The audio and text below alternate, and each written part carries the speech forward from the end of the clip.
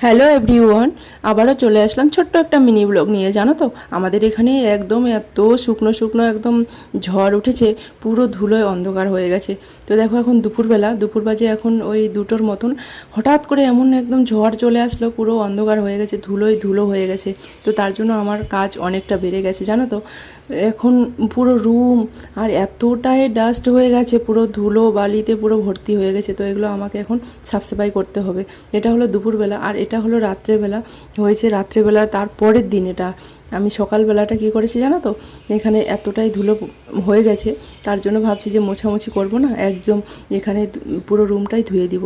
রুমটা ধুয়ে দিলে কি হয় বলো তো, পুরো ধুলোবালি সব চলে যায়। আর মুছলে পরে বারবার মোছামুছি, কত দিনে তো আমাকে 3-4 বার করে মুছতেই হয়।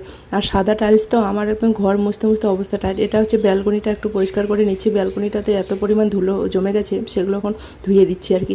ধুয়ে দিলে আমার মনে হয় ভালো হয়, পুরো ধুলোবালি একদম চলে যায়, ক্লিন হয়ে যায়। তো ব্যালকনিটা ধুয়ে নিচ্ছি। আর প্রচণ্ড পরিমাণে রৌদ্র উঠে গেছে, এখন বাজে 7টা সকাল।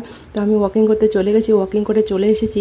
ওয়াকিং করতে গেছি 5টার সময়, ওখান থেকে চলে এসে এখন ঘরগুলো একদম কালকে রাত 11টার সময় যখন দেখি পরিমাণ ধুলো হয়ে যায়, এতটা পরিমাণে এখানে ধুলো হচ্ছে, ঘর থেকে তো বোঝা যায় না। রুম থেকে যখন বাইরে বের হয়ে আসছি রাত 11টার সময়, তখন দেখছি পুরো এতটা ধুলো, মানে কুয়াশাও ফেল হয়ে যাবে, এতটা পরিমাণ শুকনো ধুলো। তো তোমরা জানোই তাহলে কতটা পরিমাণ ধুলো হয়ে গেছে। তো সেগুলো আবার ধুয়ে না দিলে কি ভালো লাগে বলো তো। তার জন্য আমার কাজ পুরো বেড়ে গেছে।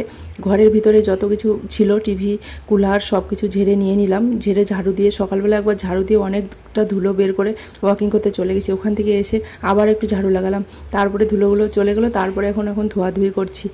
বালতিতে করে জল নিয়ে নিয়েছি, জল নিয়ে পুরো রুমগুলোতে জল ঢেলে দিয়েছি। আর এদিক মধ্যে আমার কাকু ফোন করেছে, বাড়িতে ওদের পুজো, আমাদের বাড়িতে আর কি।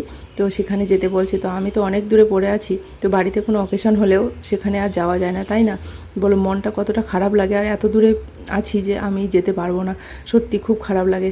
তো চলো, এখন আমার বেডরুমটা ধোয়া হয়ে গেল, ব্যালকনি ধোয়া হয়ে গেল, এখন ডাইনিংটা ধুয়ে নিচ্ছি। ডাইনিংটা ধোয়ার পর একটুখানি বাইরেও ধুয়ে দিব, কারণ গেটের বাইরেও এতটা পরিমাণ ধুলো জমে রয়েছে, সেগুলো না ধুলে পুরো গেটের বাইরে যেগুলো ধুলো থাকবে সেগুলো বাইরে যাওয়া যাওয়ি করবো, তখন আবার ঘরে চলে আসবে।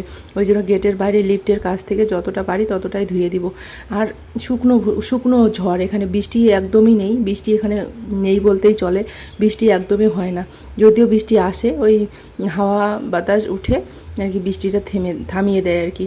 তো দেখো ডাইনিংটাও পরিষ্কার হয়ে গেল, এখন বাইরেটা ধুয়ে নেবো। আমার যে সামনের রুমগুলো তোমরা দেখতে পাচ্ছ, সেখানে কেউ থাকে না, সবাই ছুটি চলে গেছে, কারণ সামার ভ্যাকেশন পড়ে গেছে। ওই জন্য সবাই, এখানকার লোক যারা পাশাপাশি লোক, 1 ঘন্টা 2 ঘন্টা রাস্তা, ওরা সবাই বাড়ি চলে গেছে। আমরাই অনেক দূরের লোক, ওই জন্য আমরা এখানে আছি। আমি প্রত্যেকবারে আমার সামার ভ্যাকেশনে কোথাও যাওয়াই হয় না, ওর ডিউটি